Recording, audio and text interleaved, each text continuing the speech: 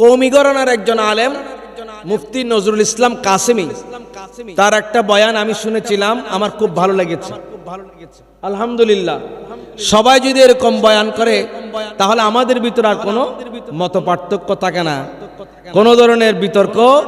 তিনি বলতেছেন এক বয়ানের মধ্যে, আমি শুনেছি মুফতি নজরুল ইসলাম কাসেমি না মারা যায়নি, উনি এখনো জীবিত আছে, মোবাইলে আসছে একটা গুজব। তিনি এক বয়ানে বলতেছেন, আমার আল্লাহ আমার নবীকে এত আরশ আজিমে নিয়ে গেলেন, লামকানে নিয়ে গেলেন, নিয়ে গিয়ে দূরে বসিয়েছেন, এরকম নয়, আমার নবীকে আমার আল্লাহ স্বয়ং কুদরতের পাশে বসিয়েছেন। কে বলতেছেন? আমরা বলতেছি না, বলছেন কে? মুফতি নজরুল ইসলাম। ইউটিউবে এখনো থাকবে, ইউটিউবে এখনো মুফতি নজরুল ইসলাম কাসেমি সাহেব, তাকে অন্তর থেকে দোয়া করি। তিনি শানের রিসালাতে এমন বয়ান করেন যেগুলো শুনলে আমাদেরও ভালো লাগে, আমাদেরও ভালো লাগে। তিনি বলতেছেন, ইয়াসিন ওয়াল কুরআনিল হাকীম ইন্নাকা লামিনাল মুরসালিন। আমার নবীকে পাশে বসিয়ে আমার আল্লাহ বলেন, হাবিব আমি আপনাকে পাঠিয়েছি, আপনি যান নাই, আমি আপনাকে পাঠিয়েছি, আপনার জন্য যা যা করা দরকার আমি আল্লাহ সব কিছু করতে প্রস্তুত আছি। ও আমার বন্ধুগণ, আমার আল্লাহ বলেন, আমার নবীর শান এত সুমহান আমি করেছি, এত সমুন্নত করেছি, পৃথিবীর কোন মানুষ আমার নবীর স্লোগান না দিলেও কোনো কিছু যায় আর আসে না, নবীর শানে দরুদ না পড়লে কোনো কিছু যায় আর আসে না। আমার আল্লাহ বলেন, হাবিব আপনি তো কোনো উম্মতের দরুদের মোহতাজ নয়, আপনি তো কোনো সৃষ্টির শানের বয়ানের মোহতাজ নয়, আপনি তো কোনো উম্মতের শান বর্ণনার পক্ষে মোহতাজ নয়, কারণ আপনার শান ও মান, আপনার জিকির, আপনার দরুদ আমি আল্লাহ ফেরেশতাদেরকে নিয়ে সর্বক্ষণ আরশ আজিমে করে যাচ্ছি। আমার নবী সেখানে সবকিছু দেখলেন, এমন কিছু মানুষ দেখলেন যারা নূরের একটা গম্বুজের ভিতরে, গম্বুজের নিচে বসে আছেন, নূরের গম্বুজ। আমার নবী জিজ্ঞেস করলেন, জিবরাইল এরা কারা? জিবরাইল বললেন, ইয়া রাসূলুল্লাহ এরা হচ্ছে আপনার উম্মতের সেই সমস্ত বান্দারা যারা মানুষকে নামাজের জন্য ডাকে, আজান দেয় মুয়াজ্জিন এবং ইমাম। আজকে তাদের সম্মান এবং মর্যাদা এইভাবে করে আমার আল্লাহ দিয়েছেন, নূরের একটা গম্বুজের নিচে তাদের স্থান হয়েছে, তাদের জন্য জায়গা করে দেওয়া হয়েছে। আমার নবী বলেন, আমি আমার আল্লাহর আরশের ছায়ার ভিতরে, আরশের নূরের ভিতরে লুকায়িত এক ব্যক্তিকে দেখলাম। জিবরাইলকে জিজ্ঞেস করলাম, জিবরাইল আল্লাহর আরশের নূরের ভিতরে লুকায়িত এই ব্যক্তিটাকে? জিবরাইল বলেন, ইয়া রাসূলুল্লাহ এটা হলো সেই ব্যক্তি যিনি সব সময় আল্লাহ আল্লাহ জিকির করে, সব সময় আল্লাহর এই বাবা দরকার আছে না নাই? আমার আল্লাহ বলেন, আলা বিযিকরিল্লাহি তাতমাইন্নুল কুলুব। আল্লাহ আল্লাহ জিকির করার কারণে মৃত কলব জিন্দা হয়ে যায়। চিৎকার দিয়ে কি বলা যাবে না আল্লাহু আকবার। ওয়া রাফা'না লাকা যিকরাক। সাদাকাল্লাহু মাওলানাল আযীম وصدق رسوله النبي الحبيب الكريم ونحن على ذلك لمن الشاهدين والشاكرين والحمد لله رب العالمين مولاي صل وسلم دائما أبدا على حبيبك خير الخلق كلهم آنے والا ہے महबूब मेरा, आने वाला है महबूब मेरा, अर्श कुर्सी फरिश्तों सजाओ, अर्श कुर्सी फरिश्तों सजाओ, सर्द कर दो जहन्नम की आतिश, सर्द कर दो जहन्नम के आतिश, और जन्नत को दुल्हन, माशाल्लाह, और जन्नत को दुल्हन, और जन्नत को उम्मे हानी की गर कमली वाले सो रहे थे जिब्रील आए और बोले हुक्म रब है, और बोले हुक्म रब है, जल्दी महबूब को मेरी लाओ, आने वाला है महबूब मेरा, आने वाला है महबूब मेरा, अर्श कुर्सी फरिश्तों सजाओ, सैर अर्श मुअल्ला की खातिर है सवारी बुराक हाजिर, सैर अर्श मुअल्ला की खातिर है सवारी बुराक हाजिर,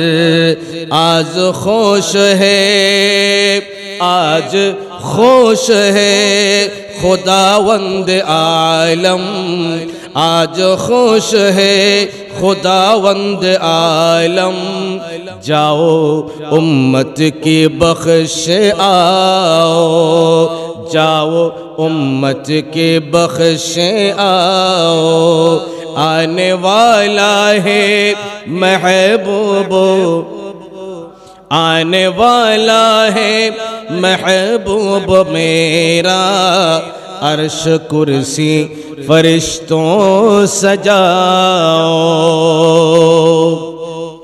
अल्हम्दुलिल्लाह व शुक्रुलिल्लाह व सलातु व सलामु अला रसूलिल्लाह। महान अल्लाह जल्ल शानुहुर आलिशान कुदरतेर दरबारे लाखो कोटी शुक्रियार सिजदा आदाय करছি যে মহামহিম আল্লাহ সুবহানাহু ওয়া তাআলা আল্লাহর এই জমিনে আমার নবীর নবুয়তের স্মৃতিধন্য এই বিশ্ব ব্রহ্মাণ্ডের সুজলা সুফলা বাংলার জমিনে আউলিয়া ইকরামের পদধূলি ইতে ধন্য চট্টলার সাতকানিয়ার এই আমিলাইশ গ্রামে পশ্চিম ডলু এই বুজুর্গ মসজিদে আজকের 27 তারিখ দিবাগত রাত্রিতে আল্লাহ পাক সুবহানাহু ওয়া তাআলার অত্যন্ত প্রিয়তম জায়গা মসজিদে বসে আমার নবীর শানে দুটি কথা বলার, আমাদেরকে শোনার, মসজিদে বসার, কিছুক্ষণ কোরআন হাদিসের আলোচনা শোনার, শোনাবার তৌফিক দিয়েছেন। সে কারণে আমরা প্রত্যেকেই মহান রবের দরবারে শুকর আদায় করে একবার পড়ি আলহামদুলিল্লাহ। অসংখ্য অগণিত দরুদ সালামের হাদিয়া পেশ করছি মানবতার মুক্তির কান্ডারি ইমামুল মুরসালিন খাতামুন নবিয়্যিন শফিউল মুজনবিন হুজুর আকা করিম রউফুর রহিম সাল্লাল্লাহু তাআলা আলাইহি ওয়াসাল্লামার নূরানি দরবারে যেই নবী না আসলে আমরা এত সুন্দর পৃথিবী পেতাম না, যেই নবী না আসলে আমরা সৃষ্টির সেরা জীব হতে পারতাম না, যেই নবী না আসলে আমরা শ্রেষ্ঠ উম্মত হতে পারতাম না, যিনি না আসলে আমরা এত সুন্দর মসজিদ, নামাজের এত সুন্দর পরিবেশ, এত সুন্দর লেবাস, এত সুন্দর পাগড়ি, টুপি, দাড়ি, জুব্বা, মেসওয়াক, তাসবিহ, তাহলিল, কোরআন, হাদিস আমরা কিছুই পেতাম না।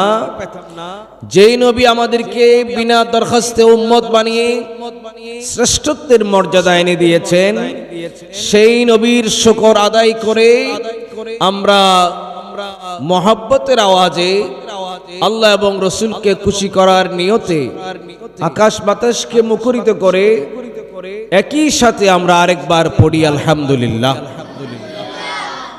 আমি আপনাদের শুকর আদায় করছি।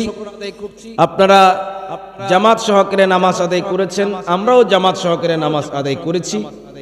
নামাজের পরে আমরা আল্লাহর ঘর মসজিদে বসেছি। আপনারা আপনাদের গুরুত্বপূর্ণ কাজ বাদ দিয়ে, ব্যস্ততাকে ছুটি দিয়ে কিছুক্ষণ আল্লাহ এবং রসুলের মজলিসে বসলেন, মাহফিলকে রৌনক করেছেন। আমি আপনাদের শুকর আদায় করছি। সাথে সাথে যারা এখনো বাইরে ঘোরাফেরা করছেন, রাস্তাঘাটে আছেন, আমাদের এই মাহফিল অল্প সময়ে শেষ হবে ইনশাআল্লাহ। তো আমাদেরকে কিছুক্ষণ যদি এই সময়ের ভিতরে আমরা যদি আল্লাহ এবং রসুলের কোরআন হাদিসের কিছু কথা শুনে আমাদের ঈমান আমলকে মজবুত করতে পারি, অনন্তকাল আখিরাতের কিছু সরঞ্জাম, পাথেয়, কিছু ক্যাপিটাল আমরা যদি এখান থেকে নিয়ে যেতে পারি, তাহলে আমাদের জীবন ধন্য হবে। কথা বলেন ঠিক কিনা? আমার বাবারা, এখানে আমি দেখতে পাচ্ছি বেশিরভাগ আমার মুরব্বী, বেশিরভাগ এই বাবার সমতুল্য। আমি আপনাদেরকে শ্রদ্ধার সাথে আপনাদের শুকর আদায় করছি। আমার ছোট্ট বন্ধুরা, তোমাদের ভালো লাগতেছে? কথা বুঝতেছো? একটু আওয়াজ দিতে হবে। সবাই তো মাদ্রাসায় পড়ো না? হেফজখানায় পড়ো? মাশাআল্লাহ। হিফজ করার পাশাপাশি ভালো আলেম হতে হবে। কি হতে হবে? ভালো আলেম হওয়ার জন্য ভালো আলেমের সোহবতে বসতে হবে। কথা ঠিক আছে? তো আজকে মাহফিলে এসেছো, তোমাদেরকে ধন্যবাদ। তো তোমরা আওয়াজ করবে না, যতক্ষণ আমরা আলোচনা করব মনোযোগ দিয়ে শুনতে হবে, তোমাদেরকে উত্তর দিতে হবে, রেসপন্স করতে হবে। কি করতে হবে? রেসপন্স করা লাগবে। আসো আমরা আমাদের মূল আলোচনার দিকে চলে যাই। আমরা যে জায়গাটাতে বসেছি, পৃথিবীতে এর চেয়ে আর উত্তম জায়গা হতে পারে না। ঠিক কিনা? রাসূল করিম সাল্লাল্লাহু আলাইহি ওয়াসাল্লাম ইরশাদ করেন, আহাব্বুল বিলাদি ইলাল্লাহি মাসাজিদুহা ওয়া আবগাদুল বিলাদি ইলাল্লাহি আসওয়াকুহা। কথা খেয়াল করবেন ভালো করে। রাসূল পাক নবুয়তের জবানে ইরশাদ করেন, আল্লাহ সুবহানাহু ওয়া তাআলার কাছে সবচেয়ে প্রিয় জায়গা, সবচেয়ে প্রিয়তম জায়গা হলো মসজিদ। সুবহানাল্লাহ বলবেন না? আল্লাহর কাছে সবচেয়ে প্রিয় জায়গা কি? মসজিদ। ওয়া আবগাদুল বিলাদি ইলাল্লাহি আসওয়াকুহা। আল্লাহর কাছে সবচেয়ে নিকৃষ্টতম জায়গা হলো বাজার। কি? দুনিয়ার মসজিদগুলো আল্লাহর কাছে সবচেয়ে প্রিয়তম জায়গা, দুনিয়ার বাজারগুলো আল্লাহর কাছে সবচেয়ে নিকৃষ্টতম জায়গা। এখন বলেন, আমরা কি আল্লাহর সবচেয়ে প্রিয় জায়গায় বসবো, না আল্লাহর সবচেয়ে নিকৃষ্টতম জায়গায় বসবো? যারা এসেছেন অত্যন্ত সৌভাগ্যবান। এই জন্য শায়ের বলেন, महबूब की महफिल को महबूब सजाती है, आते ही वही जिनको सरकार बुलाती है। মাহফিল তো সবার জন্য এলান হয়েছে। ইশারের নামাজের আজান সবার জন্য হয়েছে, সবাই কিন্তু আসতে পারেন নাই। ঠিক কি না? যাকে আল্লাহ দয়া করেছেন, যাকে আল্লাহর নবী দাওয়াত দিয়েছেন, নবুয়তের নজর দিয়ে নেগাহে করম করেছেন, সেই বান্দাই মসজিদে আসতে পেরেছেন, সেই বান্দাই ঈমান এনে মুত্তাকি ঈমানদার হতে পেরেছেন, আল্লাহর নবীর প্রেমিক হতে পেরেছেন, মাহফিলে আসতে পেরেছেন। ঠিক কি না? এই যে আজকে মুসলিম উম্মার অধঃপতন, আজকে বিশ্বের এমন কোন জায়গা নাই যেখানে মুসলমানরা নির্যাতিত হচ্ছে না, যেখানে মুসলমানরা সমস্যায় জর্জরিত নয়, যেখানে মুসলিম উম্মার চোখের পানি ঝরছে না, যেখানে মুসলিম উম্মার দিনগুলো বড় কষ্টের মধ্যে যাচ্ছে, রাতগুলো নির্গুম ভাবে কাটাতে হচ্ছে। কথা বলেন ঠিক কিনা?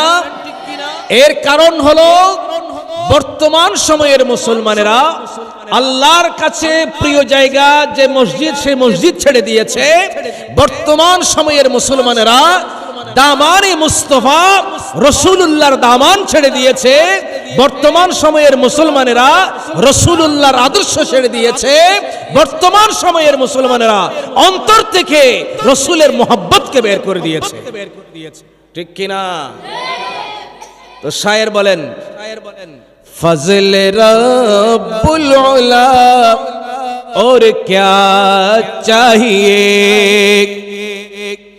मिल गए मुस्तफा और क्या चाहिए।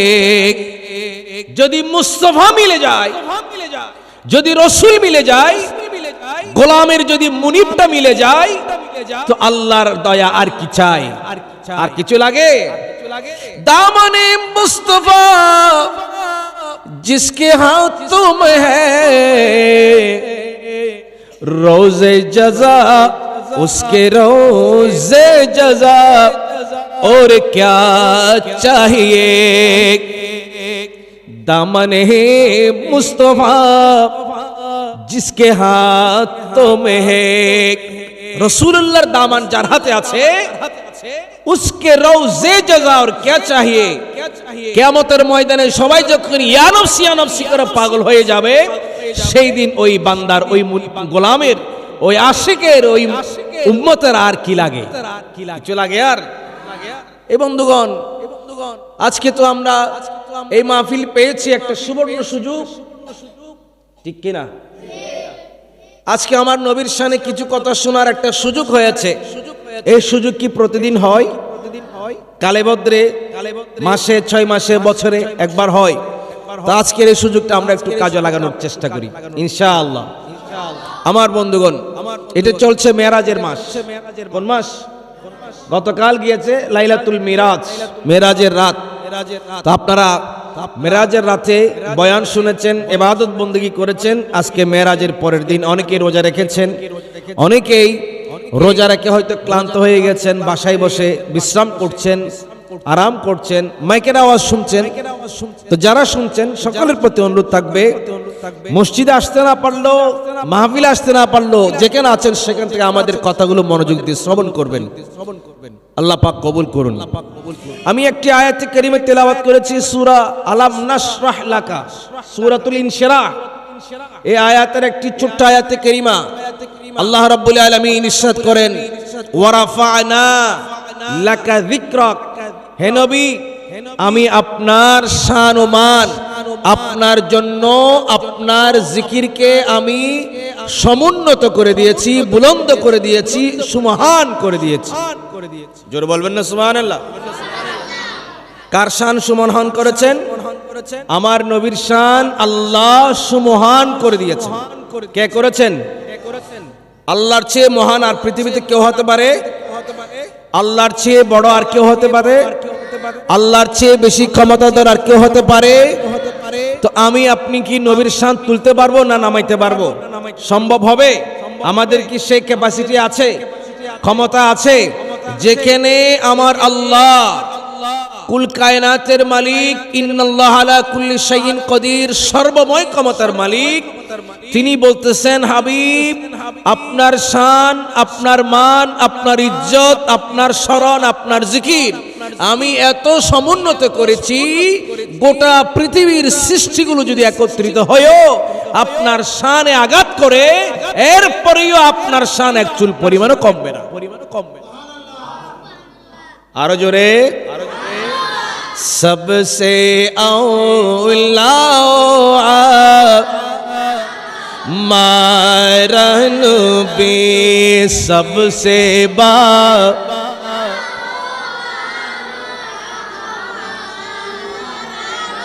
आला हजरत इमाम इश्क वल मोहब्बत शाह अहमद रजा फाजिल बेरलवी रहमतुल्लाहि अलैहि। আমার আল্লাহর এই ছোট্ট আয়াতে কারিমার তরজমা দুটি লাইন দিয়ে করেছেন। কি? সবসে আওলা ও আলা, সব কিছুর চাইতে উত্তম এবং মহান আমার নবী।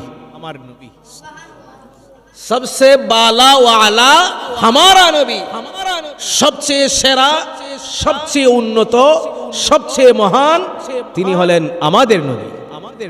তিনি আমাদের আল্লাহর পরে নবীর স্থান, আল্লাহর পরে খালেক হিসেবে, মাসালাটা ভালো করে বুঝেন, খালেক হিসেবে আল্লাহ সুবহানাহু ওয়া তাআলার কোন দৃষ্টান্ত, তুলনা, সমকক্ষ, মেসাল, দৃষ্টান্ত, সাদৃশ্যতা খালেক হিসেবে, মখলুক হিসেবে আমার নবীর কোন দৃষ্টান্ত, মেসাল, তুলনা, এক্সাম্পল, কম্পিটিশন লম ইয়াতি নযীরুকা ফি নযরিন মিথলে তুনা শুদ পয়দা জানা जगरा जी को ताज तुरी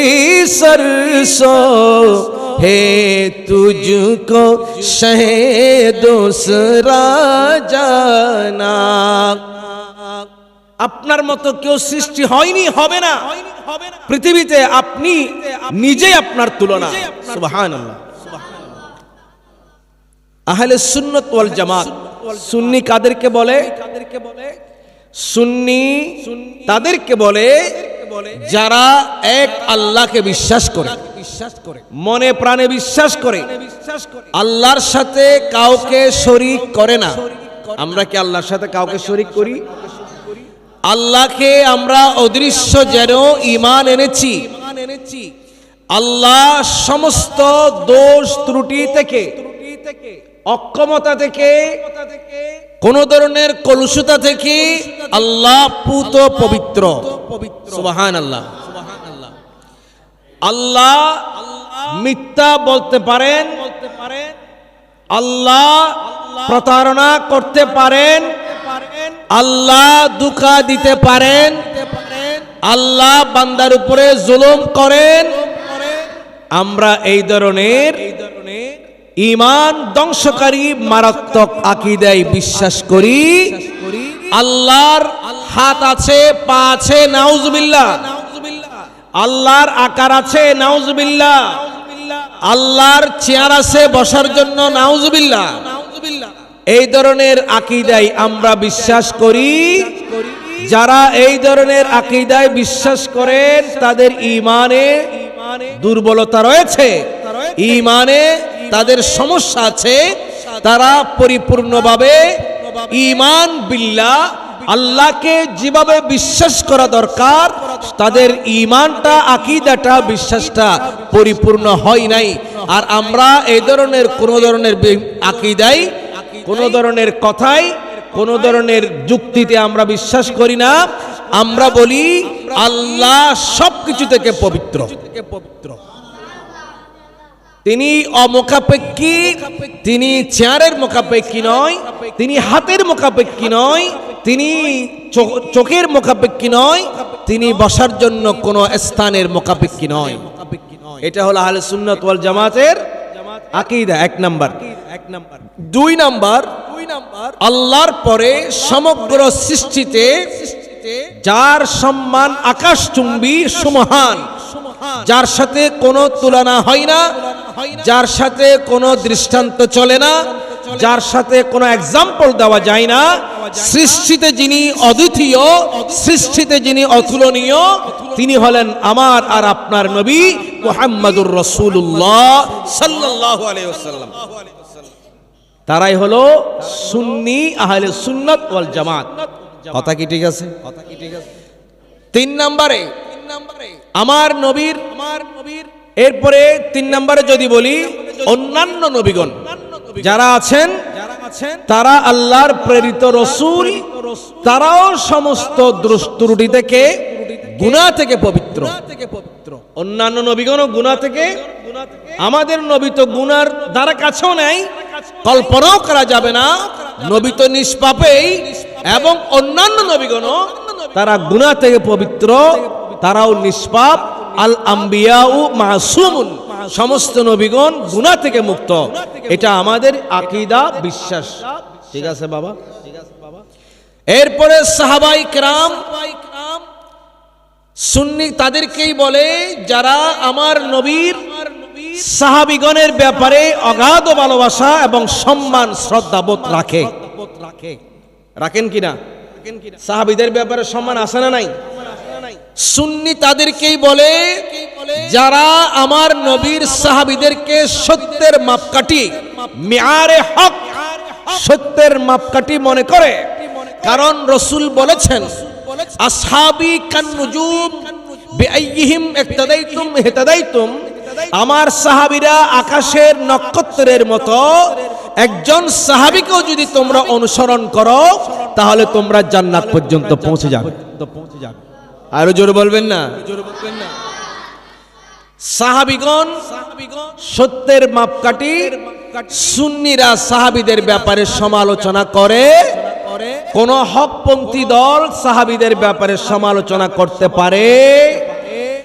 একজন সাহাবী যিনি আমার নবীকে মাত্র কয়েক সেকেন্ড দেখেছেন ঈমানের সাথে, ওই ধরনের একজন সাহাবীর আমল কিয়ামত পর্যন্ত যত গৌস, কুতুব, আবদাল, মুহাদ্দিস, মুফতি, মুফাসসির, ইমানদার, মুত্তাকি যত আসুক না কেন, সবার আমল যদি এক পাল্লায় দেওয়া হয়, আমার নবীর সোহবত ঈমানের সাথে এক নজর বসেছেন, এক মুহূর্ত বসেছেন, ওই ধরনের একজন সাহাবীর পায়ের ধুলাও তার চেয়ে বেশি ভারী হয়ে যাবে। কথা কি পরিষ্কার? এরপরে সুন্নি তাদেরকে বলে যারা আউলিয়া কেরামদের প্রতি ভক্তি রাখেন, মহব্বত রাখেন, আউলিয়া কেরামদেরকে বিশ্বাস করেন, আউলিয়া কেরামের কারামতকে বিশ্বাস করেন, আউলিয়া কেরামের কারামতকে বিশ্বাস করেন। আমরা বিশ্বাস করি কিনা?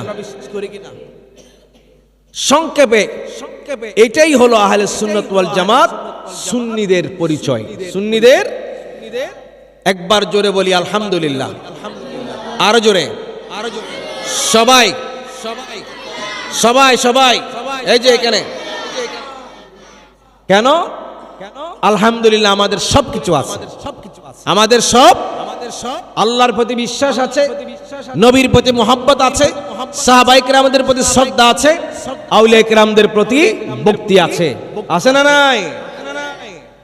আসুন, তো আমার নবীকে আল্লাহ বলেন হাবিব। আবু জাহাল আপনাকে গালি দিলে, আবু লাহাব গালি দিলে, উতবা গালি দিলে, শাইবা গালি দিলে, জামানায় জামানায় যুগে যুগে নবীর শানে অনেকেই বেয়াদবি করবে, ইয়া রাসূলুল্লাহ আপনার পেরেশান হওয়ার কোনো কারণ নেই। জোরে বলবেন না? হে আমার বন্ধু, কত মানুষ আপনাকে গালি দেবে, আপনার শান বুঝবে না। ইয়া রাসূলুল্লাহ আপনাকে আমি কুদরতের হাতে তৈরি করেছি, সেজন্য আপনার শান আমি বুঝি, আমি জানি।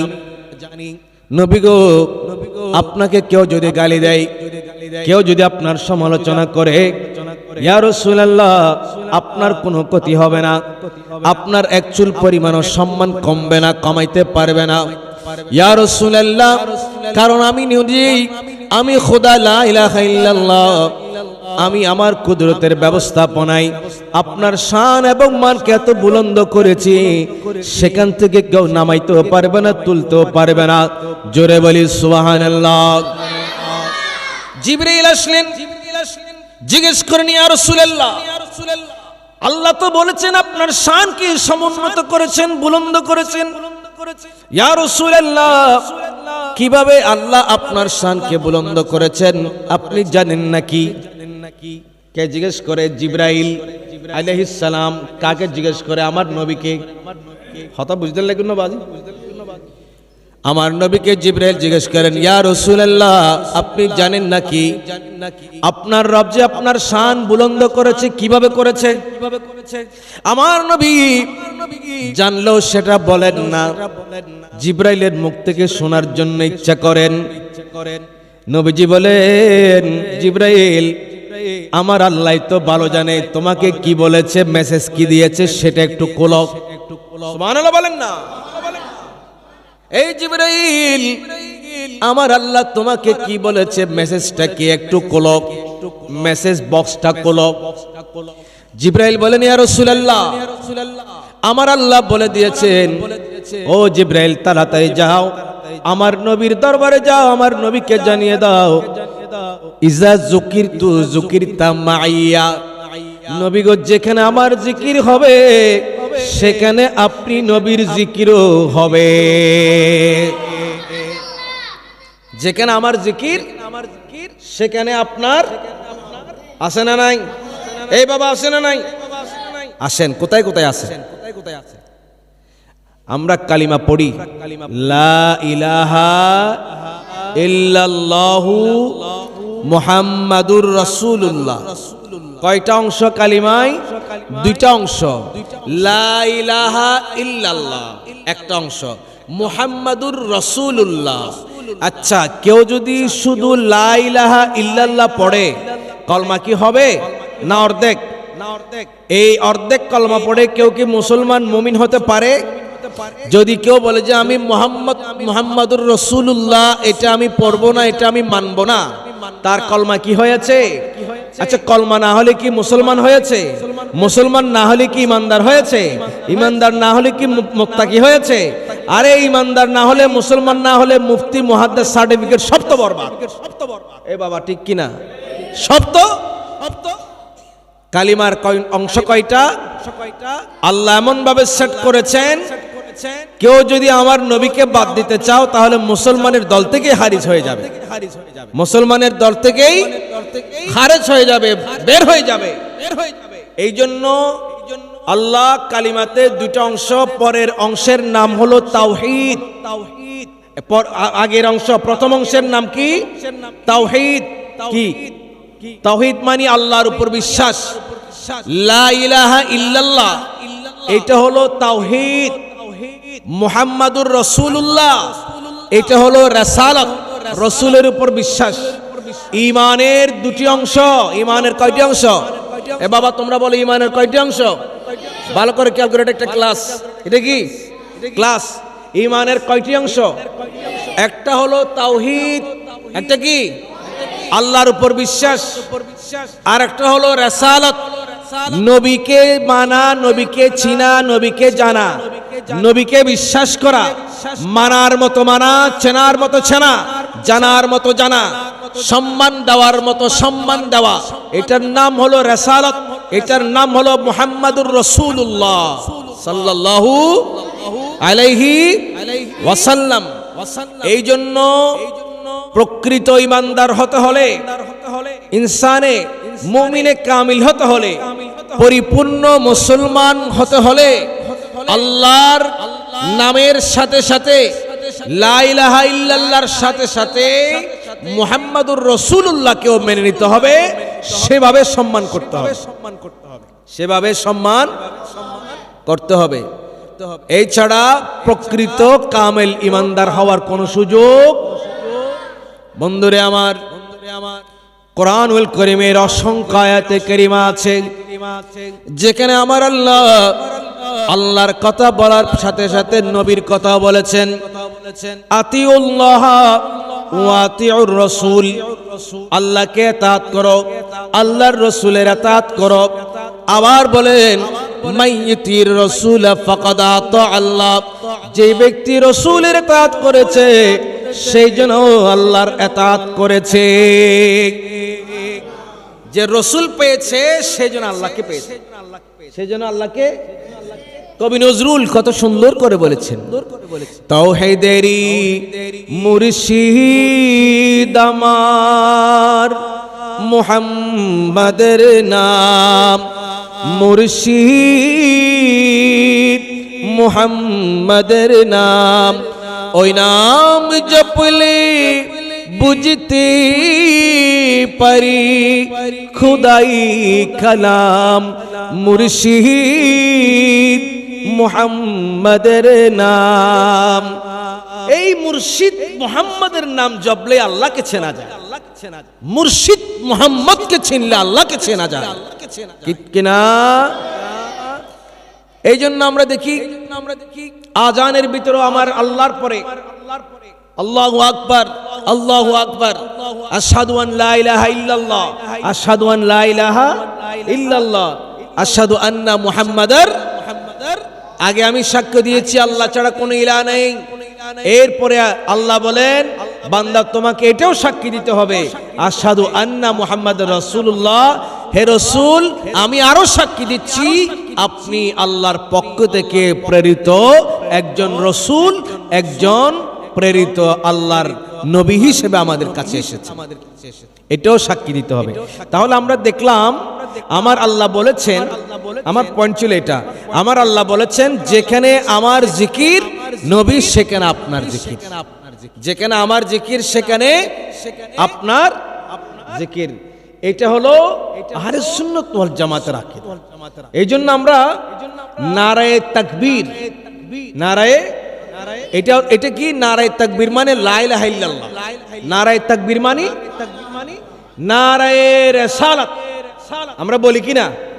এই নারায়ে রিসালাত কোথা থেকে এসেছে? মুহাম্মাদুর রাসূলুল্লাহ থেকে এসেছে। মুহাম্মাদুর কথা কি বুঝতে পেরেছেন? নারায়ে তাকবীরের পরে আমরা আবার কি দেব? নারায়ে, নাকি শুধু লিল্লাহি তাকবীর? নারায়ে তাকবীর, নারায়ে রিসালাত। আসুন তো আমার আল্লাহ বলতেছেন হাবিব আপনার শানকে আমি অনেক বুলন্দ করেছি। সুবহানাল্লাহ বলবেন না? একটা তো এটা বলেছি যেখানে আল্লাহর জিকির সেখানে নবী আপনার জিকিরও থাকবে। এর চেয়ে বড় সম্মান আর কি হতে পারে? ঠিক কি না? অন্য কোন নবীকে আল্লাহ এত সম্মান দেয় নাই। আল্লাহর নামের সাথে কালিমার মধ্যে আল্লাহর নামের সাথে অন্য কোন নবীর নাম এভাবে করে সেট করে নাই যেভাবে আমার নবীর নাম সেট করেছেন। তিলকার রুসুলু ফাদ্দালনা বা'দাহুম আলা বা'দিন মিনহুম মান কাল্লামাল্লাহু ওয়া রাফা'a বা'দুহুম দারাজাত। আল্লাহর নবীগণের মধ্যে, রাসূলগণের মধ্যে আল্লাহ রাব্বুল আলামিন এক এক নবীকে এক এক মর্যাদা দিয়েছেন, এক এক স্ট্যাটাস, এক এক পজিশন দিয়েছেন। কোন কোন নবীকে আল্লাহ তুর পর্বতে নিয়ে কথা বলেছেন, কোন কোন নবীর সাথে আল্লাহ গোপনে গোপনে স্বপ্নের মাধ্যমে কথা বলেছেন।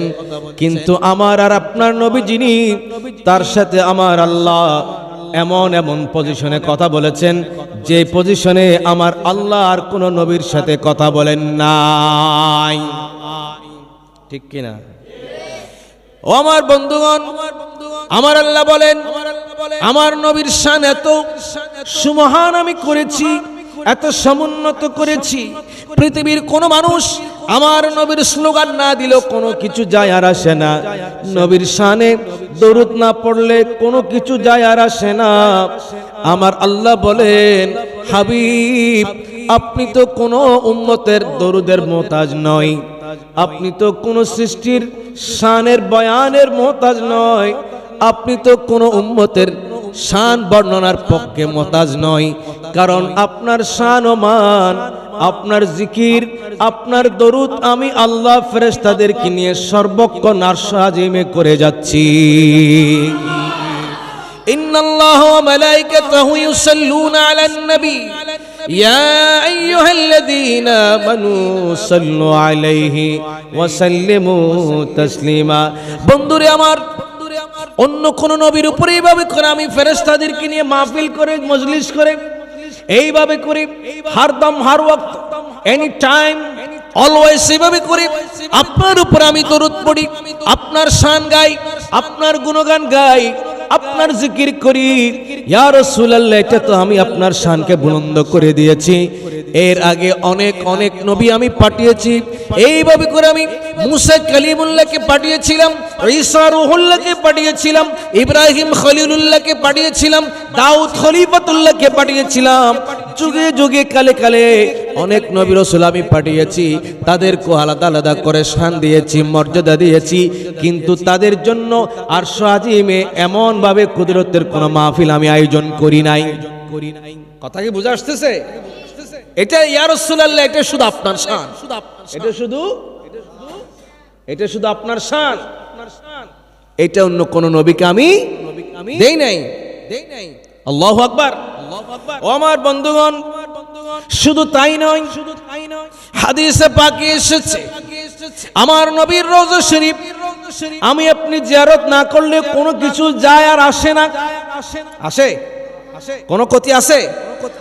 শানে কোনো ঘাটতি হবে? আমার আল্লাহ বলেন, হাবিব আপনার কোন উম্মত যদি মদিনা শরীফে নাও যায় কোনো অসুবিধা নাই। আসে না নাই? হাজ করতে গেলে বলে যে মদিনা শরীফ যাওয়ার কোনো দরকার নাই। এখন বিভিন্ন রকম ষড়যন্ত্র করা হচ্ছে, উম্মতকে কিভাবে নবীর দুয়ার থেকে সরানো যায়, উম্মতকে কিভাবে নবীর কদম থেকে সরানো যায়। সরকারি বেসরকারি ভাবে বিভিন্ন রকম ফাঁদ তৈরি করা আছে, নতুন নতুন ফাঁদ তৈরি হচ্ছে। মক্কা শরীফ 10 দিন থাকতে হবে, মদিনা শরীফ 3 দিন থাকতে পারবে উমরা করতে গেলে। এই ধরনের করে বিভিন্ন রকম ফাঁদ তৈরি করে রেখেছে, আছে না বন্ধুরে আমার?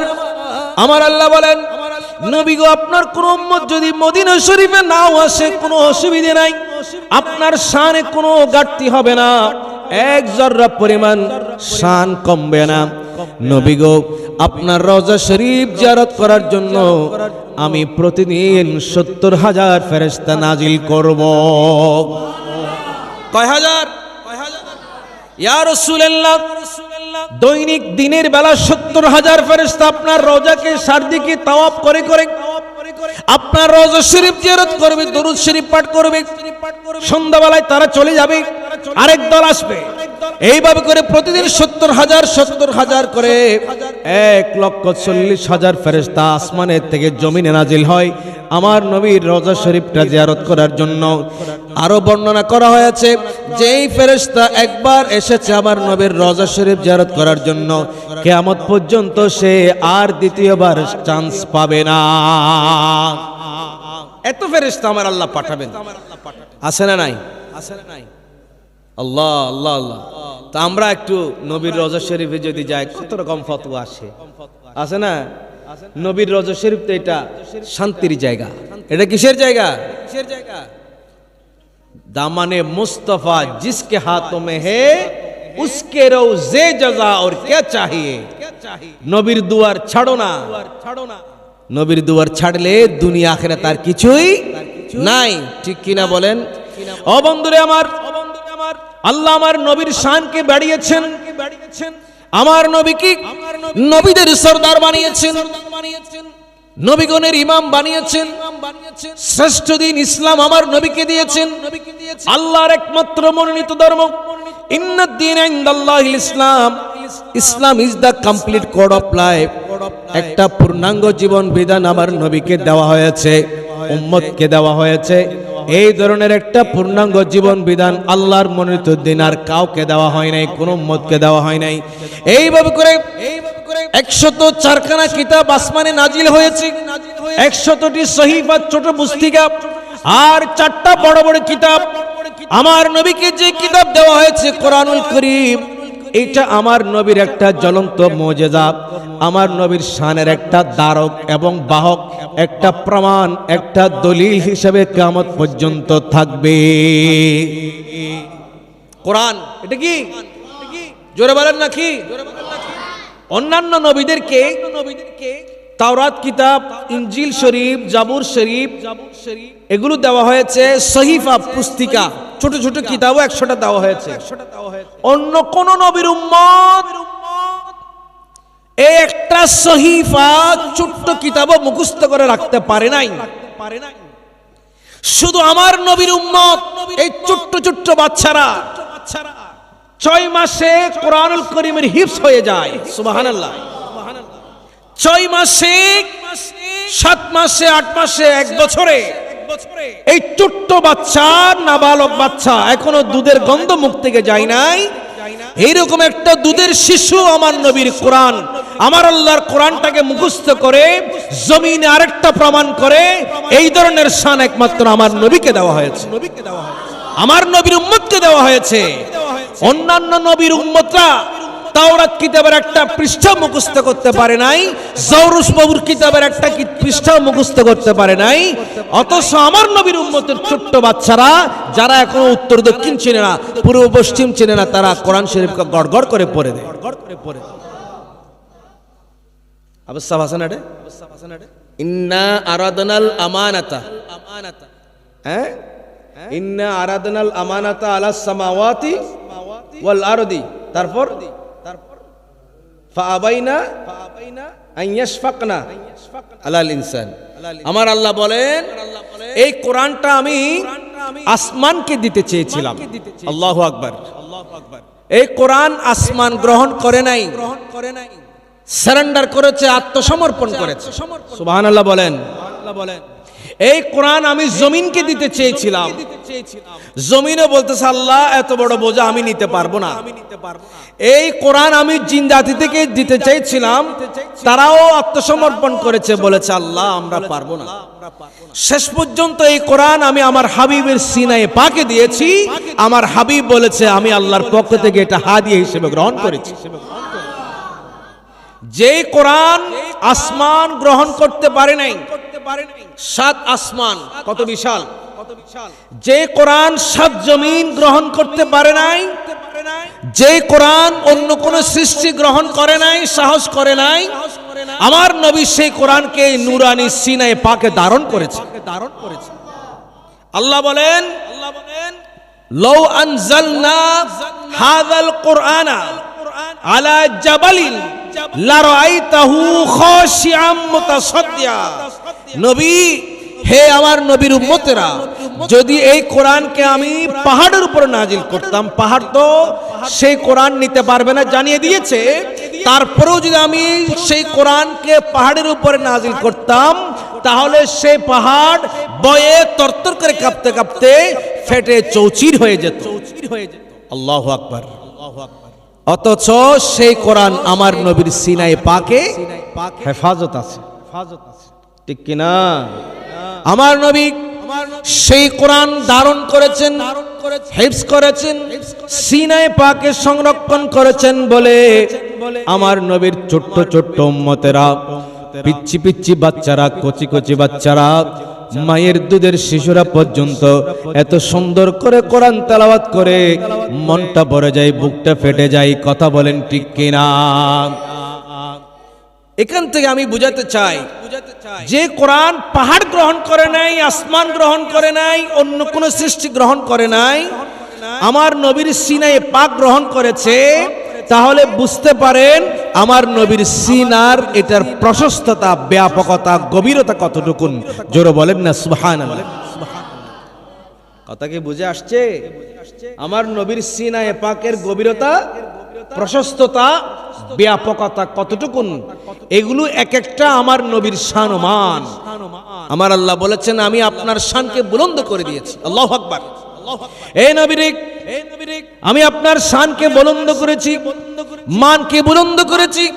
ইয়া রাসূলুল্লাহ, 5 ওয়াক্ত নামাজের ভিতরে আপনার জিকির আসবে, আজানের ভিতরে আপনার জিকির আসবে, কোরআনের ভিতরে আপনার জিকির আসবে, স্লোগানের ভিতরে আপনার জিকির আসবে, দরুদ শরীফের ভিতরে আপনার জিকির আসবে, নাতের মধ্যে আপনার জিকির আসবে, মাহফিলে, সেমিনারে, বক্তৃতায়, সবখানে আপনার জিকির থাকবে। এমন ভাবে আপনার জিকির চলবে, আপনার জিকির বাদ দিয়ে কেউ যদি আমার জিকির করে, তাহলে ওই জিকির আমার দরবারে কবুল হবে না। কবুল। বন্ধুরে আমার, আমরা এই জন্য দেখতে পাই আমার আল্লাহ আমার নবীকে এত শান দিয়েছেন, এটা প্রমাণ করার জন্য আমার নবীর শান কত, আমার নবীর ইজ্জত কেমন, আমার নবীর মান কেমন, এটা প্রমাণ করার জন্য আমার আল্লাহ আমার নবীকে জমিনে রাখেন নাই, প্রথম আসমানে রাখেন নাই, দ্বিতীয় আসমানে রাখেন নাই, তৃতীয় আসমানে রাখেন নাই, সপ্তম আসমানে নয়, সিদরাতুল মুনতাহা নয়, লা মাকানে নয়, আরশ আজিমে নয়, স্বয়ং আমার আল্লাহ আমার নবীকে নিজের পাশে নিয়ে গেলেন। কোথায় নিয়ে গেলেন? সুম্মা দানা ফাতাদাল্লা ফাকানা কাবা কাউসাইনি আও আদনা। আমার নবী যখন মেরাজের ঘটনা তো আপনারা শুনেছেন, অনেক লম্বা ঘটনা, আমি সেদিকে যাওয়ার সময় হবে না, শুধু এখান থেকে একটু করে বলতেছি। নবী যখন আরশ আজিমে পৌঁছালেন, আমার আল্লাহ আমার নবীকে কংগ্রেচুলেশন দিচ্ছেন, অভিনন্দন দিচ্ছেন, মারহাবা বলতেছেন, সালামি পেশ করতেছেন আমার নবীর উপরে। তো আমার নবী একটু দূরে, আমার আল্লাহ বলেন, হাবিব এত দূরে আমার শান্তি লাগতেছে না, উদুনু মিন্নি। কি বলছেন? উদুনু। নবী আরো কাছে আসে, আরো আরো কাছে, উদুনু মিন্নি, আরো কাছে আসেন। এইভাবে করে আমার আল্লাহ আমার নবীকে 70 বার ডাক দিয়েছে। কয়বার? কয়বার? নবী আরো কাছে, নবী কাছে আসলেন। আল্লাহ বলতেছেন না, হবে না, আমার শান্তি লাগতেছে না, ইয়া রাসূলুল্লাহ আরো কাছে, উদুনু মিন্নি। নবী আরেকটু কাছে আসলেন, আল্লাহ বলেন হবে না, উদুনু মিন্নি। নবী আরো কাছে আসলেন, আল্লাহ বলতেছেন না, হবে না, হবে না। নবী আরো কাছে আসলেন, কাছতে আসতে এমন ভাবে মিলন হয়ে গেল যেখানে এক চুল পরিমাণ কোনো ব্যবধান ছিল। কওমি গণনার একজন আলেম মুফতি নজরুল ইসলাম কাসেমি, তার একটা বয়ান আমি শুনেছিলাম, আমার খুব ভালো লেগেছে। আলহামদুলিল্লাহ, সবাই যদি এরকম বয়ান করে তাহলে আমাদের ভিতর আর কোনো মত পার্থক্য থাকে না, কোন ধরনের বিতর্ক। তিনি বলতেছেন এক বয়ানের মধ্যে, আমি শুনেছি মুফতি নজরুল ইসলাম কাসেমি না মারা গেছে, মারা যায়নি, উনি এখনো জীবিত আছে, মোবাইলে আসছে একটা গুজব। তিনি এক বয়ানে বলতেছেন, আমার আল্লাহ আমার নবীকে এত আরশ আজিমে নিয়ে গেলেন, লামকানে নিয়ে গেলেন, নিয়ে গিয়ে দূরে বসিয়েছেন, এরকম নয়, আমার নবীকে আমার আল্লাহ স্বয়ং কুদরতের পাশে বসিয়েছেন। কে বলতেছেন? আমরা বলতেছি না, বলছেন কে?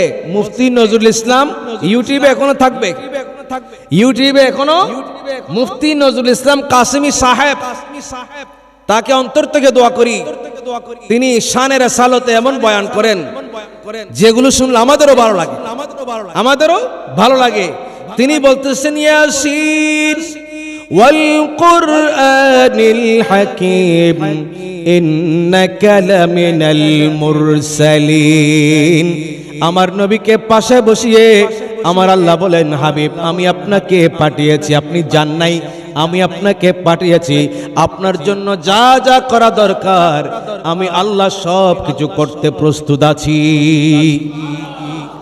পাশে বসিয়েছে, পাশে বসিয়েছে, এত এত কাছে নিয়ে গেলেন, এত শান, এত মান, এটা আর কাউকে আমার আল্লাহ আরশের মেহমান করেছেন আল্লাহ।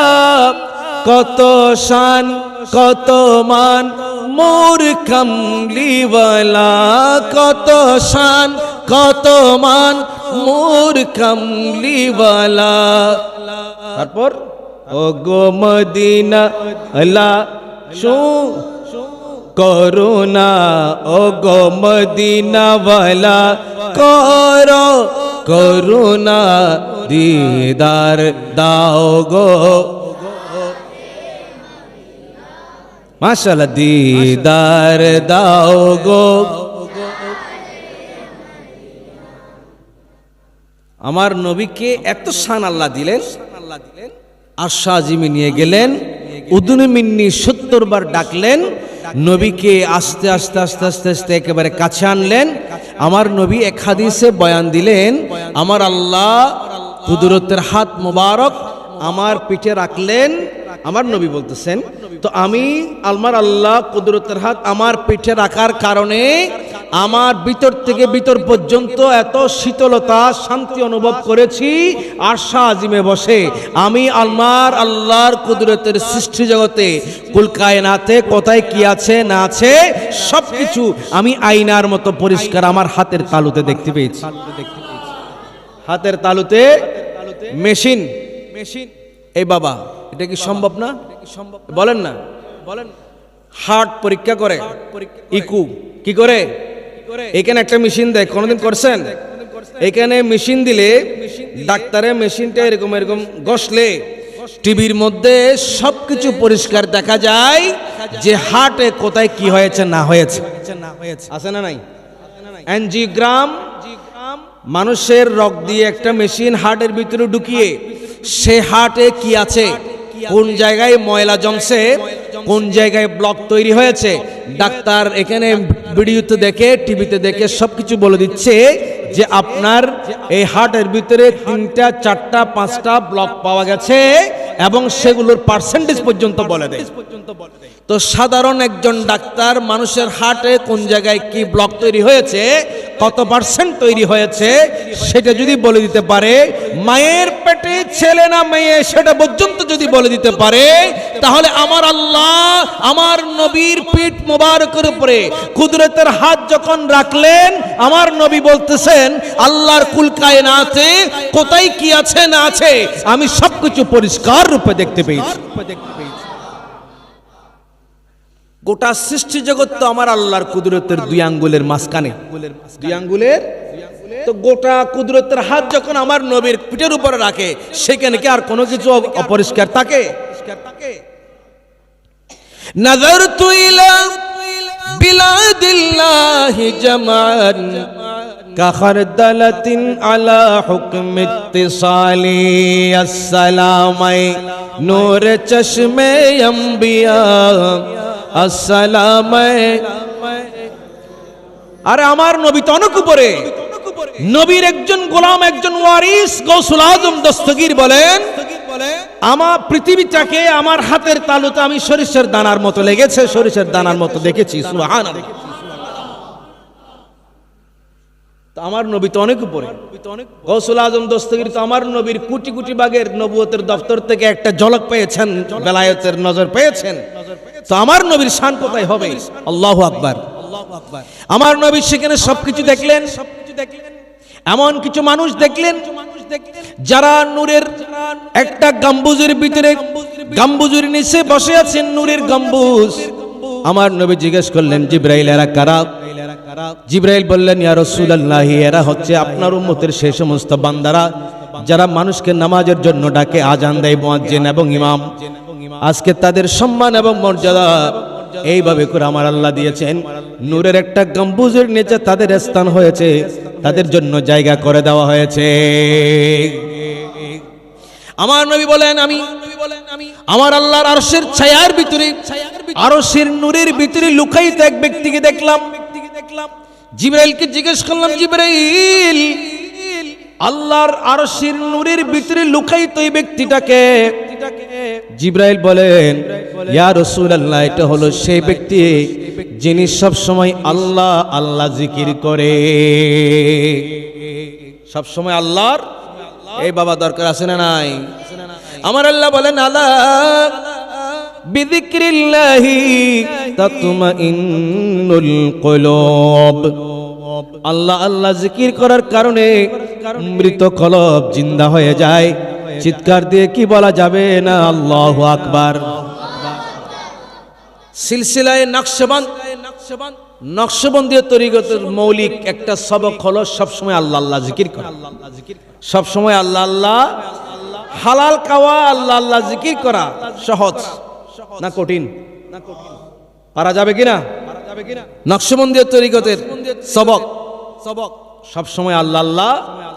তো আমার নবী বলেন, আমি মেরাজে গিয়েছি, সেখানে দেখতে পাচ্ছিলাম এক বান্দাকে আল্লাহর আরশের নূরের ভিতরে খেলাধুলা করতেছে, লুকায়িত আছে। তো জিবরাইলকে জিজ্ঞেস করলাম, জিবরাইল এটা কে? জিবরাইল বলতেছেন, এটা আপনার উম্মতের সেই বান্দা যিনি সব সময় জিকির করত।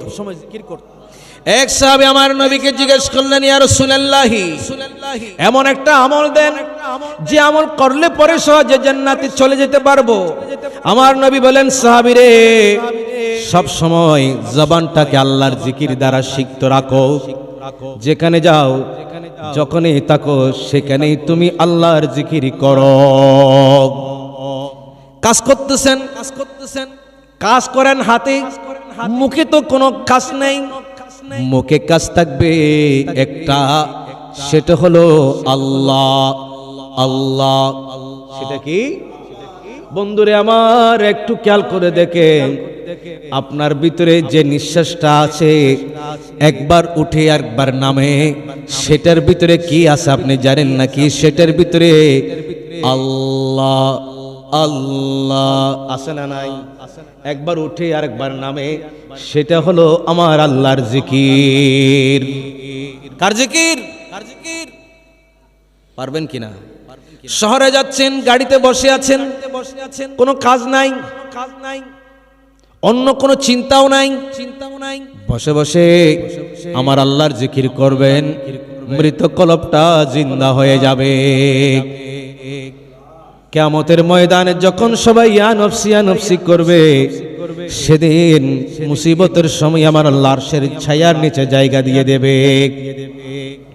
বন্ধুরে আমার, জিবরাইলকে আমার নবী বললেন, জিবরাইল এই ব্যক্তিটাকে, তার একটা আমল ছিল সবসময় জিকির, আল্লাহর জিকির, আর একটা আমল ছিল আমার জিবরাইল আলাইহিস সালাম আমার নবীকে বলেন, ইয়া রাসূলুল্লাহ, এটা আপনার উম্মতের সেই বান্দা যে সন্তানটা কোনোদিন মা বাবাকে কষ্ট দেয় নাই।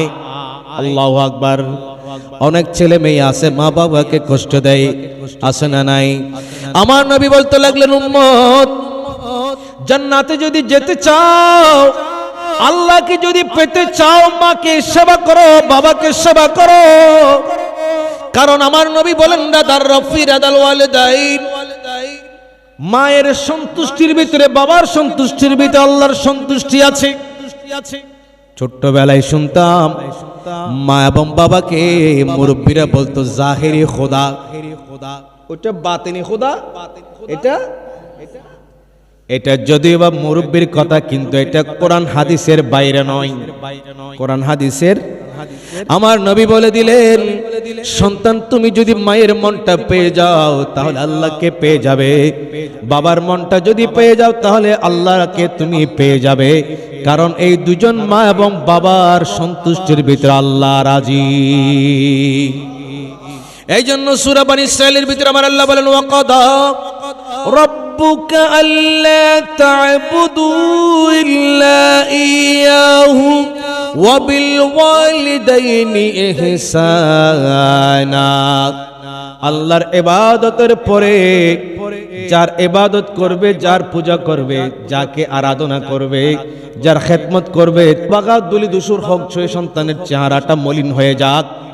যে সন্তান বাবাকে পেয়েছে, মাকে পেয়েছে, কিন্তু খেদমত করে জান্নাতটা অর্জন করতে পারে নাই, আমার নবী বদ্ধ করে গেলেন সেই সন্তানের চেহারাটা মলিন হয়ে যাক। সেই সন্তানের চেহারাটা আমরা কি চাই? আমরা কি সন্তান, আমরা সন্তান হিসেবে আমরা কি চাই আমাদের চেহারা মলিন হয়ে যাক? মায়ের সেবা করতে হবে, বাবার। বন্ধুরে আমার, বুখারী শরীফের হাদিস, আমার নবী বলেন, ও দুনিয়ার সন্তানেরা, যদি তোমার হায়াতের বরকত চাও, রিজিকের বরকত যদি চাও, আয় রোজগারে যদি বরকত চাও, ব্যবসা ভালো হোক এটা যদি চাও, চাকরিতে উন্নতি হোক এটা যদি চাও, মা এবং বাবার সাথে ভালো আচরণ করো, মা এবং বাবার খেদমত করো, মা এবং বাবার মনে কষ্ট দিও না।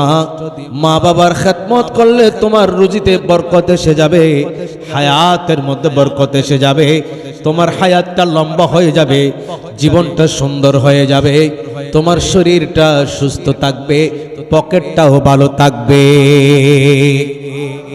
কথাকার, এটার বাস্তব অভিজ্ঞতা আমি আপনাদেরকে বলতে চাই। আমি আমার বাবার হাতে, মার হাতে যখনই টাকা দিয়েছি, যত টাকা দিয়েছি তার 3 গুণ টাকা আল্লাহ আমাকে দিয়ে দেয়, এবং অতি স্বল্প সময়ের ভিতরে, দেরি হয় না, 2-3 দিনের মধ্যে। আমি কল্পনাও করি না, কল্পনাও করতে পারি না যে আজকে আমার কাছে এত টাকা আসবে। আমার মাকে হাতে টাকা দিলে, বাবাকে হাতে টাকা দিলে কেমন খুশি হয় আমি জানি না, কিভাবে দোয়া করে সেটা আমি জানি না। আল্লাহর কসম করে মসজিদে বসে বলতেছি, আমার বাবার হাতে, আমার মায়ের হাতে যখন কিছু টাকা আমি দেই, সাথে সাথে আল্লাহ আমাকে এত নিয়ামত দেয়, বাবার হাতে যা দিয়েছি তার 3 গুণ 4 গুণ চলে আসে। কসম করে বলতেছি, এর উপর আর কোন কথা আছে? মসজিদে বসে বলতেছি, আর এটা নিয়ে তো মিথ্যা বলার কোনো দরকার। আল্লাহু আকবার। মা এবং বাবা এটা এমন সম্পদ, সুবহানাল্লাহ। আমার নবী বলেন, আমি সেখানে আরো কিছু মানুষ দেখেছি, আমি একটা নদী দেখেছি, নদী নদী সেই নদী রক্তে ভরা। নদীর পানি সাদা নয়, কালো নয়, নদীর পানিগুলো লাল লাল হয়ে গেছে। সেখানে আমি কিছু মানুষ দেখতে পেয়েছি যাদের মাথাগুলোতে বড় বড় পাথর দিয়ে আঘাত করা হচ্ছে। সামান্য একটা ছোট পাথর যদি মাথা আঘাত করা হয় কত ব্যথা লাগে। লাগে কিনা? লাগে? তোমাদের লাগে? মাথায় বাড়ি গেলে ব্যথা লাগে? এত বড় পাথর দিয়ে মাথায় মারলে মাথা থাকবে? আমার নবী বলেন, উম্মত মেরাজে যখন গিয়েছি আমাকে আল্লাহ জান্নাতও দেখিয়েছেন, জাহান্নামও দেখিয়েছেন। আমি এমন মানুষ দেখেছি যাদের মাথাগুলো বড় বড় পাথর দিয়ে আঘাত করা হচ্ছে, মাথাগুলো চুরমার হয়ে যাচ্ছে, চুরমার হয়ে যাচ্ছে, মগজগুলো বের হয়ে যাচ্ছে, জমিনের সাথে পানির সাথে মাথাগুলো মলিন হয়ে যাচ্ছে, মিশ্রিত হয়ে যাচ্ছে। কিছুক্ষণ পরে মাথাগুলো আবারও ঠিক হয়ে যায়। মাথা আবার আঘাত করা হচ্ছে, আবার মাথাগুলো চুরমার হয়ে যায়, আবার ঠিক হয়ে যায়, আবার আঘাত করা হয়। এইভাবে করে কন্টিনিউয়াসলি শাস্তি চলতেছে আর চলতেছে। আমি জিবরাইলকে দেখলাম, জিবরাইল জিজ্ঞেস করলাম, জিবরাইল এই করুন আযাব চলতেছে এরা কারা? জিবরাইল বললেন, ইয়া রাসূলুল্লাহ এরা আপনার উম্মতের সেই সমস্ত বান্দা বান্দিরি যারা দুনিয়াতে নামাজকে বড় অবহেলা করেছিল। নামাজের ওয়াক্ত হলে মসজিদে না গিয়ে বাজারে চলে গিয়েছিল, নামাজের ওয়াক্ত হলে মসজিদে না গিয়ে দোকানে বসেছিল, নামাজের ব্যাপারে বড় অলস ছিল, গাফেল ছিল, নামাজটাকে গুরুত্ব দেয় নাই, নামাজ পড়ে নাই। আমার নবী আসমানে গেলেন, আরশ আজিমে গেলেন, লামকানে গেলেন, আল্লাহর সাথে দিদার করলেন। আসার সময় একটা হাদিয়া দিলেন উম্মতের জন্য। আমার নবীকে আল্লাহ বলেন, হাবিব আপনি তো আরশ আজিমে আসলেন, আমি আপনাকে নিয়ে আসলাম, আবার দিদার দিলাম আপনাকে, আমি আমার দিদার দিয়ে সবকিছু দেখালাম। নবী গো আপনার উম্মত কি কোন নিয়ামত পাবে না? আপনার উম্মত কি আমাকে দেখবে না? আমার দিদার তারা কি পাবে না? ইয়া রাসূলুল্লাহ আপনি তো আমাকে দেখলেন, আরশ আজিমে একবার আসলেন, স্বপ্নের মাধ্যমে আরো বহুবার দেখেছেন। ইয়া রাসূলুল্লাহ আমি আপনাকে এমন একটা ব্যবস্থা দেব, এমন একটা সিস্টেম দেব যে সিস্টেমের মধ্য দিয়ে আপনার উম্মত আমাকে দৈনিক 5 বার দেখতে পাবে। আসসালাতু মেরাজুল মুমিনিন, এই নামাজ হলো মুমিনদের মেরাজ। নামাজ লাগবে কিনা? লাগবে কিনা বন্ধুরে আমার? আমার নবী বলেন সেখানে আমি আরেকদল লোক দেখলাম, আরেকদল লোক আমি দেখেছি তারা জাহান্নামের ভিতরে মরা মানুষের গোশত ছিঁড়ে ছিঁড়ে খাচ্ছে। মরা মানুষের কিছুদিন আগে চট্টগ্রাম শহরে বিভিন্ন রেস্টুরেন্টে অভিযান চালানো হয়েছে, বাসি গোশত সেজন্য জরিমানা করেছে। একটা ভিআইপি রেস্টুরেন্টে ছাগলের মাংস বলে কুকুরের মাংস খাওয়াছে, জরিমানা করেছে, সিলগালা করেছে। আমরা আপনারা যদি পাই ছাগলের মাংস বলে কুকুরের মাংস খাওয়াইয়ে দিয়েছে, এটা যদি জানতে পারি তার রুখে থাকবে না চলে যাবে? কেমন লাগবে? দুনিয়াতে যদি খান ছাগলের মাংস মনে করে কুকুরের মাংস খেয়ে ফেলেছেন, কেমন লাগবে? আল্লাহ আমার নবী বলেন, আমি এমন এক মানুষকে দেখেছি, একদল মানুষকে দেখেছি যারা মৃত মানুষের গোশত ছিলে ছিলে খাচ্ছে। আমি জিবরাইলকে জিজ্ঞেস করলাম, জিবরাইল এরা খারাপ? আমার নবীকে জিবরাইল জবাব দিলেন, ইয়া রাসূলুল্লাহ এরা হলো সেই সমস্ত বান্দা যারা দুনিয়াতে মানুষের গীবত করত। কি করত? তোর বয়ানই, তোর ফুয়ানই, তোর তানই, ট্যাং গুরগি ট্যাং গুরগি হতো সাতবনত। বিশেষ করে কোথায়? চায়ের দোকানে। চায়ের দোকানে গীবতের একটা বড় আড্ডাখানা হলো চায়ের দোকান। কোথায়? পারতপক্ষে সম্ভব হলে চায়ের দোকানে বসবেন না। চা খেতে ঢুকলেও চা খেয়ে কোনো দিকে কান না দিয়ে, কান বন্ধ করে চাটা খেয়ে তাড়াতাড়ি দোকান থেকে বের হয়ে যাবেন। এই চায়ের দোকানে আপনি যতক্ষণ বসবেন ততক্ষণ গুনাহ হবে। চার দোকানিরা আবার রাগ করবে। চার দোকানিরা কি করবে? দুজুরি বেড়ে আর জিন্দেগির দ্বন্দ্ব দিয়েছে।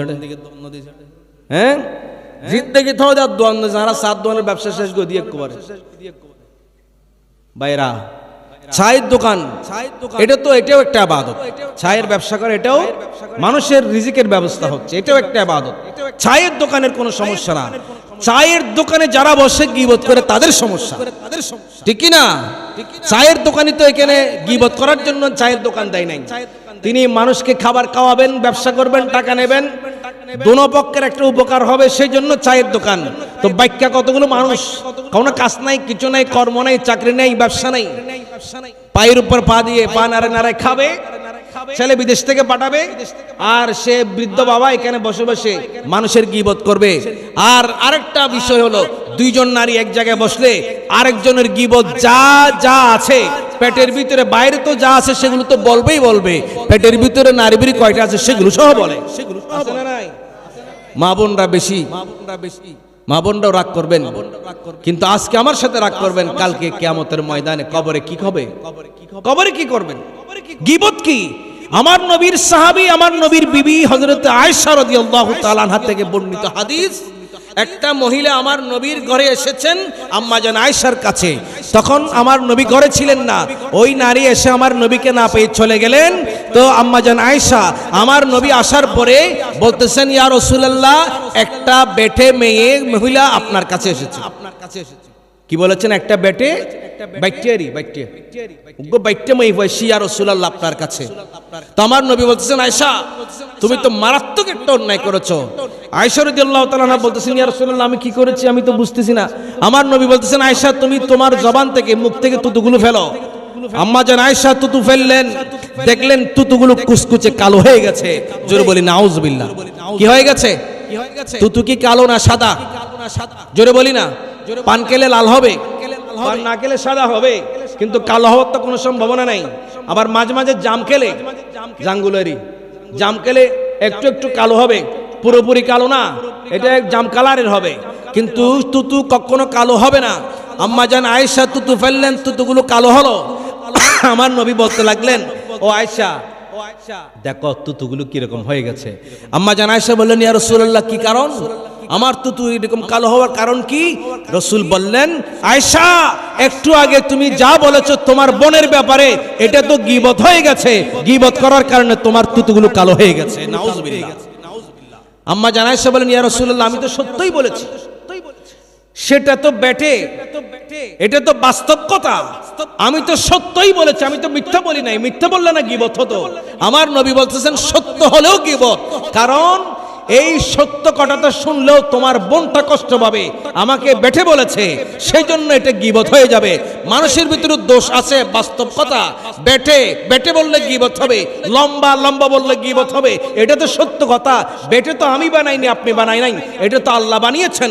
লম্বা মোটা চিকন এগুলো তো বান্দার কোনো হাত নেই, এগুলো কে বানিয়েছেন? আল্লাহ বানিয়েছেন। এইগুলো ধরে বান্দাকে যদি সমালোচনা করা হয়, গীবত করা হয়, তুতু কালো হয়ে যাবে, আমল বরবাদ হয়ে যাবে, আল্লাহ নারাজ হয়ে যাবে, নারাজ হয়ে যাবে। এটাকে কি বলে? গীবত। এটা বাস্তব সত্য কথা, কিন্তু তারপরেও বলা যাচ্ছে না। কারণ কি? এটা শুনলে আমার ভাই কষ্ট পাবেন, আমার বোন কষ্ট পাবেন। বাস্তব সত্য হলো সেটা আমরা বলতে পারি না, কারণ এটা গীবতের পর্যায়ে চলে যায়। তো নবী বলতেছেন, আমি এমন এক দল দেখেছি যারা মরা মানুষের গোশত টেনে টেনে খাচ্ছে। খাবেন নেই দুনিয়াতে কেউ খাবে? এরপর আমার নবী আরো বলেন, আমি আরেক দল মানুষ দেখেছি যারা নদীর ধারে বসে আছেন। আরেক দল মানুষ দেখেছি, একদল মানুষ আরেক দল মানুষের শরীর থেকে চামড়াগুলো টেনে টেনে ছিঁড়ে নিচ্ছে, গোস্তগুলোকে ছিঁড়ে নিচ্ছে, চামড়াগুলো খুলে নিচ্ছে, গোস্তটা খুঁড়ে নিচ্ছে, আর গোস্তগুলোকে পাথর আর গোস্ত মিশ্রিত করে আগুন দিয়ে মুখের ভিতরে ঢুকিয়ে দেওয়া হচ্ছে। চিৎকার দিয়ে বলি না নাউজুবিল্লাহ। নিজের শরীর থেকে গোস্ত খুলে সে গোস্তর সাথে পাথর মিশ্রিত করে আগুন দিয়ে মুখের ভিতরে ঢুকিয়ে দেওয়া হচ্ছে, আগুন দিয়ে মুখের ভিতরে ঢুকিয়ে দেওয়া হচ্ছে। আমার নবী বলেন, এই দৃশ্য দেখে আমি খুব মর্মাহত হয়ে গেলাম, আমি খুব অবাক হয়ে গেলাম। আমার নবী বলেন, ও জিবরাইল, এরা কারা? এরা কারা? জিবরাইল বলেন, ইয়া রাসূলুল্লাহ, এরা আপনার উম্মতের সেই সমস্ত বান্দা যারা মানুষের পেছনে পেছনে গীবত করত। মানুষের পেছনে। আমার নবী বলেন, আরেক দল মানুষ আমি দেখেছি, হে উম্মত, আমি আরেক দল মানুষ দেখেছি যাদের হাতে তামার নখ। কিসের নখ? তামা। তামা কিসের নখ? তামার নখ। তারা নিজেরাই নিজেদের চামড়াগুলোকে টেনে টেনে ছিঁড়ে ফেলতেছে আর আফসোস করতেছে, কি করেছি, আফসোস আফসোস আফসোস। নিজের চামড়া নিজে টেনে টেনে ছিঁড়ে ফেলতেছে। আমার নবী বলতেছেন, এরা কারণ নারা নিজের শরীরে নিজে আঘাত করতেছে, নিজের গায়ের চামড়া নিজেই ছিঁড়ে ফেলতেছে। এরা কারা? জিবরাইল বললেন, ইয়া রাসূলুল্লাহ, এরা হলো আপনার উম্মতের সে সমস্ত বান্দা যারা মানুষের পেছনে পেছনে লেগে থাকতো, মানুষের সামনে পেছনে বড় বড় কথা বলতো, গীবত করত। এরা আজকে আফসোস করতে করতে নিজের তামার নখ দিয়ে নিজের শরীরটাকে ক্ষতবিক্ষত করে ফেলছে। গীবত করবো না ছাড়বো? আল্লাহ, গীবত করলে বেশি মজা লাগে। হ্যাঁ, গীবত না করলে কিছু মানুষ আছে, গীবত না করলে মনে হয় পেটের বাতেই হজম হবে না। আছে না?